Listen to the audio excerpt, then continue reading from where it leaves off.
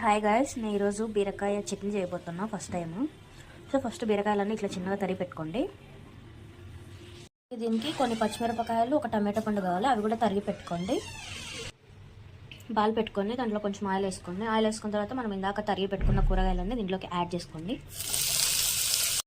కొంచెం అట్లా దంచుకొని ఎల్లిపాయలు వేసుకోండి. కొంచెం చింతపండు యాడ్ చేసుకోండి. ఇవి కొంచెం మగ్గిన తర్వాత మనం బీరకాయని యాడ్ చేసుకోండి. ఇంకా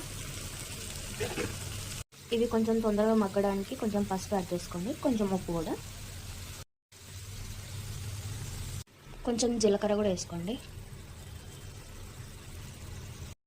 ఇవి ఇంకా బాగా మగ్గిన తర్వాత మనం పొయ్యి ఆఫ్ చేసుకోండి. ఇంకా ఇది రోల్లో కానీ మీరు ఎంపుకోండి, లేకపోతే మిక్సీకి వేసుకోండి కొంచెం చల్లగా అయినాక.